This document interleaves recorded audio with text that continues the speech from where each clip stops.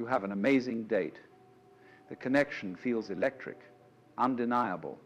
You talk for hours, the chemistry is a tangible force between you, and when you part ways, you feel a sense of certainty you haven't felt in a long time. And then, for the next 48 hours, you are met with a wall of silence. Your mind begins to race, replaying every word, every gesture, searching for the mistake you must have made. What did you do wrong? The truth is, you likely did nothing wrong at all. In fact, that deafening silence, that sudden distance, might be the most powerful sign you could have received. It's a paradox that drives men crazy. She pulls away not because she feels nothing, but because she is beginning to feel everything, and her subconscious mind has just hit the emergency brake to see if you are real. This feeling is a specific kind of torment, isn't it? The anxiety born from that confusion, the gut-wrenching doubt that makes you question your own judgment, your own worth. It's a silent, exhausting battle fought entirely inside your own head. You're left walking on eggshells, where every text you consider sending feels like a high-stakes gamble that could ruin everything. If this internal monologue sounds familiar, if you've ever felt lost in the space between her words and her actions, then you're in the right place. Subscribe to the channel, like this video, and share your own experiences in the comments below. We are going to decode this chaos together, not by learning more tricks or lines, but by understanding the deep, unspoken truth of what is actually happening beneath the surface of her behavior. Now, consider this. What if I told you that the woman who challenges you, who argues with you, who pokes at your opinions with a sharp look in her eye, is often far more interested than the one who sweetly agrees with everything you say? You see her provocative question as a confrontation, a sign of incompatibility. But what you're missing is the hidden invitation. That test is not a malicious game. It is an involuntary primal instinct. She is shaking the foundations of your frame to see if they will crumble. Her nervous system is asking a silent question. Are you a rock I can anchor to in a storm, or are you just sand that will wash away with the first wave? When you see her challenge not as an attack, but as a request for your strength, the entire dynamic changes. Most men fail this test before they even realize it's happening. They believe female interest is a logical, linear process. More attention means more interest. Less attention means she is pulling away for good. This is the fundamental error, the illusion that keeps you trapped in a cycle of anxiety and reaction. You try to solve an emotional puzzle with a logical key, and it will never fit the lock. When she goes quiet, you flood her with needy texts, proving you can't handle the space. When she challenges you, you become defensive, or you placate her, proving you are not a man of conviction. You are reacting to the surface behavior instead of understanding the deep, underlying emotional need she is expressing. And that is where you give all of your power away, becoming a pawn in a game you don't even know you're playing. So you feel it, the shift in her energy. It's not in her words, because there are none. It's in the silence that hangs between your last message and the reply that hasn't come. You feel it in the way the air crackles with unspoken distance, a cold front moving in where there was once warmth. Your mind immediately starts to scan for the error, the mistake you made. You believe her withdrawal is a verdict, a clear and simple judgment on your actions. This is the first layer of the lie, the one that tells you her interest is a fragile thing that you must protect with perfect behavior. You think her distance is a problem to be solved, a gap to be closed, when in fact it is a question being asked, and your frantic need to fix it is the first wrong answer you give. This is where you begin to lose your footing, where you trade your grounded presence for frantic calculation. You start replaying conversations, dissecting every joke, every shared glance, searching for the moment the tide turned. You convince yourself that if you can just find the right combination of words, the perfect witty observation, you can pull her back. You are trying to use logic to solve a problem of the soul. You believe her attraction is a mechanism that responds to the correct inputs, a lock that can be picked with the right key. But her heart is not a machine. Her interest is not a prize to be won through cleverness. It's a force of nature that responds to strength, not strategy. Every moment you spend in your head crafting the perfect response is a moment you are not in your body, grounded in your own unshakable calm. And when that carefully engineered text goes unanswered, the lie you believe deepens its roots. The silence is no longer just an absence of words. It becomes a roaring confirmation of your deepest insecurities. You feel the sting of rejection, the phantom pain of inadequacy. So you do what any man trapped in this illusion does. You try to force a reaction. You send another message, maybe a light-hearted meme or a casual, hope you're having a good day, anything to poke the silence and see if it's still alive. You are not communicating now. You are performing a wellness check on her attraction. With each unanswered text, you are telegraphing one devastating message. My emotional stability depends entirely on your response. You've just handed her the steering wheel to your soul, and she hasn't even asked for it. Then comes the other side of the coin. She doesn't go silent, she pushes. She challenges an opinion you hold. She questions a choice you made. Or she makes a sarcastic comment that feels just a little too sharp. The lie you believe tells you that agreement means attraction, so disagreement must be a sign of rejection. Your nervous system floods with the impulse to either defend or appease. You either argue your point with a desperate need to be right, proving your ego is fragile, or you immediately concede, proving your convictions are weak. You see her challenge as a threat, a confrontation to be won or lost. You fail to see it for what it is, an unconscious test of your frame. She is pushing against you to see if you will stand firm, not to see if you will fall. This fundamental misunderstanding fuels the most destructive masculine impulse, the chase. You feel her pulling away, and your instinct, poisoned by this lie, screams at you to close the distance. You believe that more effort equals more interest. You think that by pursuing her harder, you are demonstrating the depth of your desire, but what she feels is the weight of your need. You are not a confident man pursuing a woman he wants.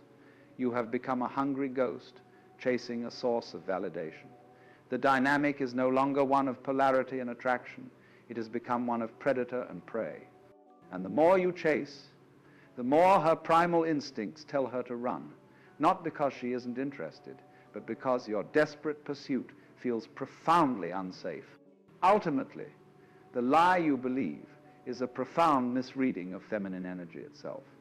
You see her engaging with a man who is all surface-level charm, the one who lavishes her with compliments and agrees with everything she says.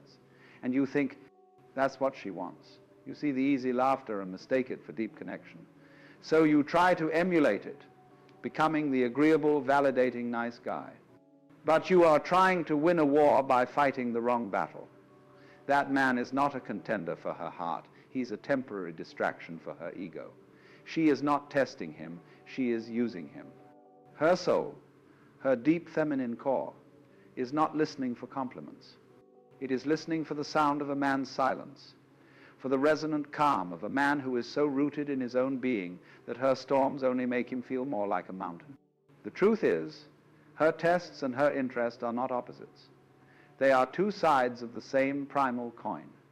A deep, instinctual search for one thing, emotional safety. When she challenges your opinion with a sharp tone or a piercing look, you see it as a confrontation. But it's not a fight she is trying to start. It's a foundation she is trying to test. Her subconscious is asking a single, brutal question. Are you a man who can stand firm in a storm, or are you just a collection of pleasing words that will scatter in the first strong wind? That provocative question is a drill hitting bedrock, checking for integrity. She is not attacking your opinion. She is testing the strength of the man holding it. Her behavior is not a game to be won, but an involuntary request for your unshakable presence. You've been trying to answer her words when you should have been responding to her energy. Think of it like this. Her emotional world is a storm. It is beautiful, powerful, and inherently chaotic. When she feels a genuine spark of attraction, her first instinct is not to run toward you with open arms, but to see if you are a harbor. Can you handle her waves without breaking? Can you stand in the rain of her moods without dissolving? When she pushes you with a difficult question or goes silent for a day, she is unconsciously stirring up a small storm to see how you will react. A man who becomes defensive, needy, or angry fails instantly.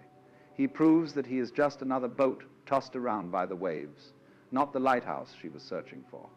Her test is not designed to be cruel. It is designed to be efficient. It quickly filters out the men who cannot provide the deep sense of stability her feminine core craves above all else. This is why the nice guy so often fails, even when he does everything he's been told is right.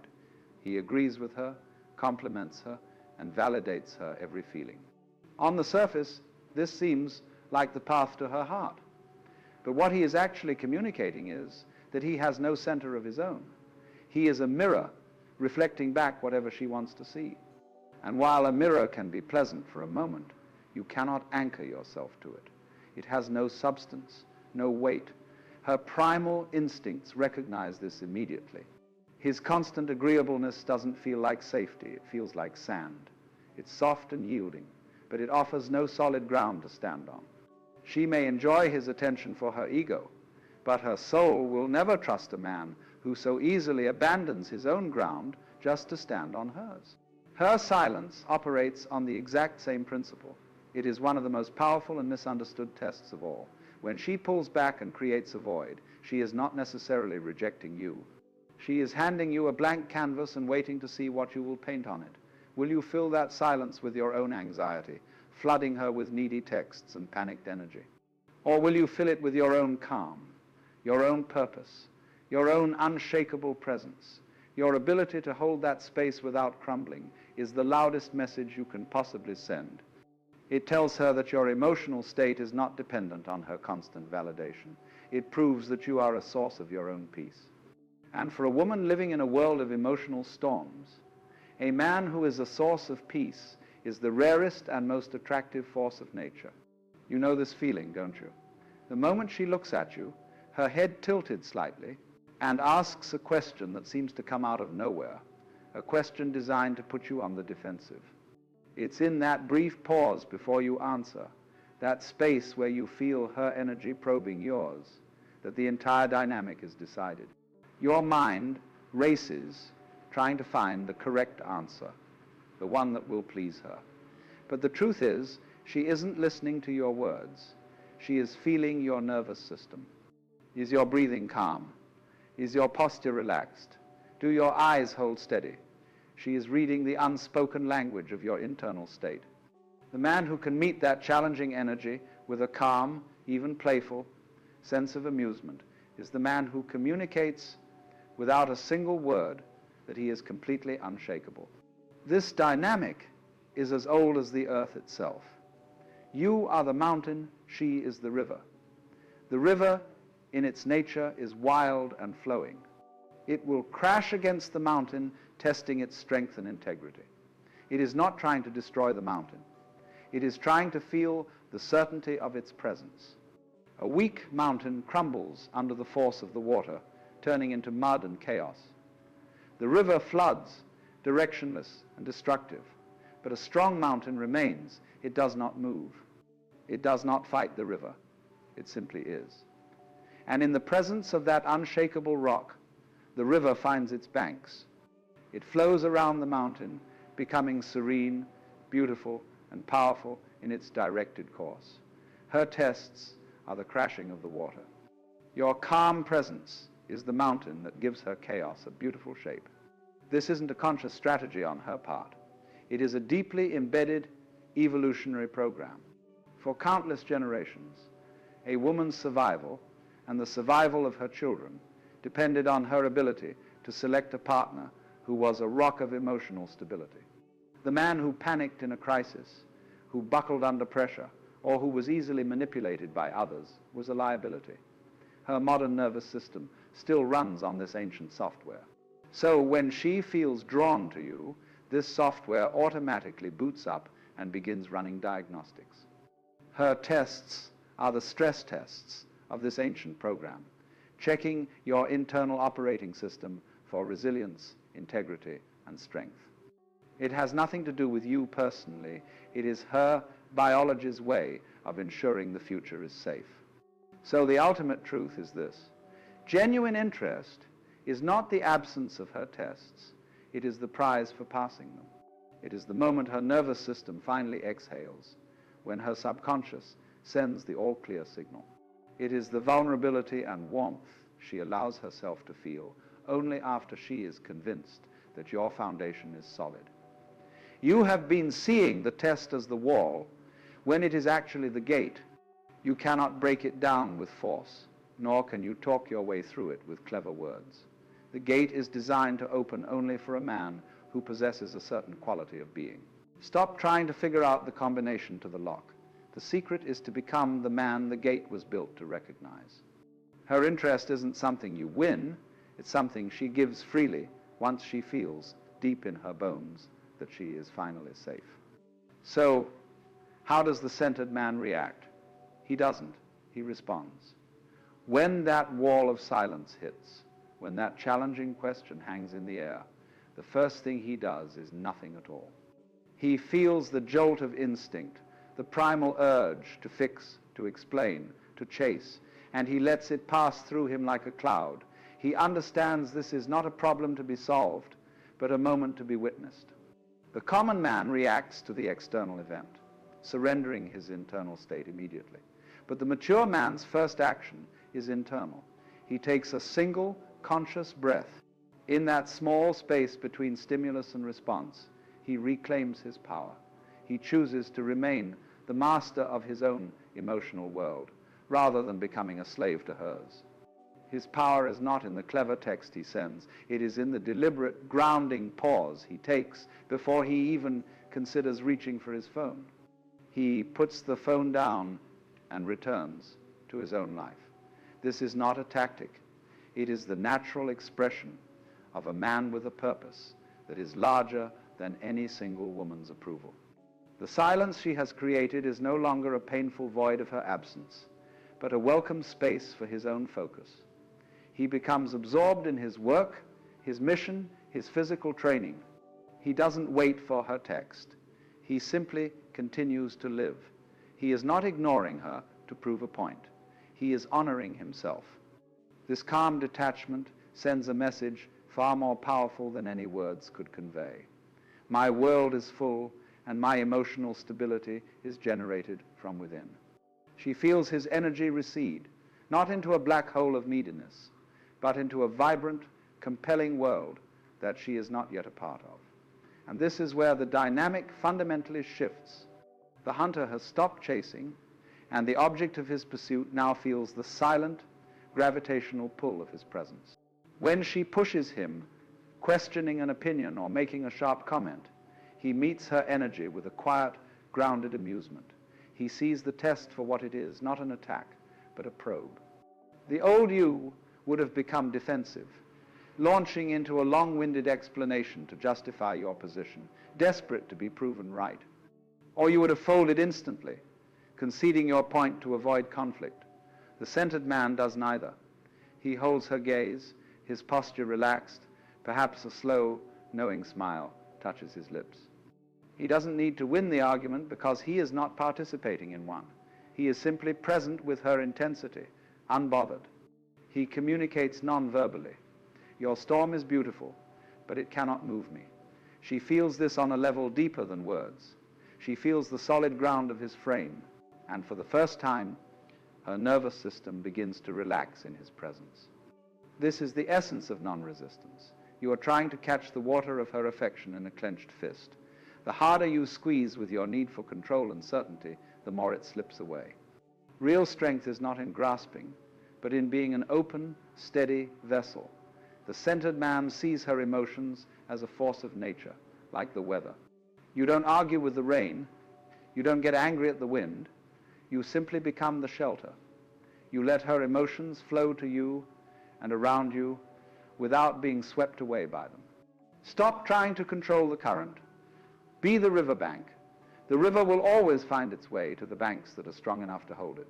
Your calm acceptance of her emotional storms is what makes her feel profoundly safe. You are not trying to fix her chaos. You are providing the stillness that allows her to find her own center. Let's make this real. She cancels a date at the last minute with a vague excuse. The reactive man is immediately flooded with insecurity. His response is a thinly veiled interrogation. Oh, is everything okay? Hope I didn't do anything wrong. Let me know if you need anything. He is seeking reassurance. The centered man feels the brief sting of disappointment, acknowledges it, and then lets it go. He waits a moment, not as a game, but to ensure he is responding from a place of calm. Then he sends a simple, clean message. No problem. Enjoy your night. That's it. No pressure, no passive aggression, no hidden questions. He has cleanly and calmly accepted her reality without making it a referendum on his own worth. He has held his frame, respected her decision, and created a vacuum of drama that she, not he, will now feel compelled to fill. Ultimately, the ideal reaction is an internal transformation from seeking to being. You stop seeing your interactions as a series of pass-fail tests. You stop trying to decipher the code of her behavior and instead focus on the integrity of your own. Your primary question is no longer, what do I need to do to get her? But who am I choosing to be in this moment? You embody the calm you wish to see. You become the source of the stability you are offering. This is when the magic happens. You don't attract what you want, you attract what you are. Your unshakable presence becomes the answer to all the tests she could ever conceive of. The anxiety vanishes, replaced by a deep, quiet confidence. You are no longer playing her game. You have created your own, a game where the only goal is to be the most grounded, centered version of yourself. And that is a game you can never lose. And so you arrive at the final turn, the quiet clearing at the end of the chaotic path. You came here to understand her, but the journey was never about her at all. It was about you. Her silence, her challenges, her unpredictable storms, they were not the problem. They were simply the mirror reflecting your own inner chaos, your own desperate need for an external anchor. The man who needs her validation will always be at the mercy of her moods. The man who chases her approval will always feel the sting of her distance. The true transformation does not occur when you finally figure her out. It occurs in the moment you realize there is nothing to figure out, only a man to become. The game of pursuit and retreat, of test and reaction, only exists as long as you agree to play it. The moment you put down your pieces and simply stand in your own grounded presence, the entire board dissolves. Now, return to that initial paradox, but see it with new eyes. She pulls away not because she feels nothing, but because she is beginning to feel everything. Before, this was the source of your anxiety, a riddle that tormented you. You saw her distance as a verdict on your worth. Now, you see it for what it is, the tremor of a powerful emotional force meeting a new potential reality. It is her subconscious hitting the brakes, an involuntary stress test on the foundation of your being, and it no longer frightens you. Her storm is just a storm. It can only shake what is already unstable. When you are the mountain, you do not fear the river's current, you simply feel it. Her withdrawal is not a rejection of you. It is a profound, unspoken question. And your calm, unwavering presence is the only answer she was ever truly listening for. This is not a victory. It is liberation. This is the heart of real masculine power. It has nothing to do with dominance or control. It is not found in clever words or calculated strategies. It is the silent, unshakable weight of your own being. You don't attract her by chasing. You attract her by becoming still enough to be seen. Your peace becomes the most compelling thing about you. A man whose happiness is not contingent on her replies, whose stability is not threatened by her emotions, becomes a gravitational force. He is a harbor in a world of endless storms. Her tests were designed to filter out the men who are not this. They are designed to fail the weak, the needy, the reactive. When you embody this calm certainty, you don't just pass the test, you transcend the need for it entirely. She no longer needs to shake your foundation because she can feel its depth from a distance. The game ends when she realizes you were never playing. So stop trying to read her mind. It is a fool's errand that will only lead you deeper into your own confusion. Instead, start letting her feel your peace.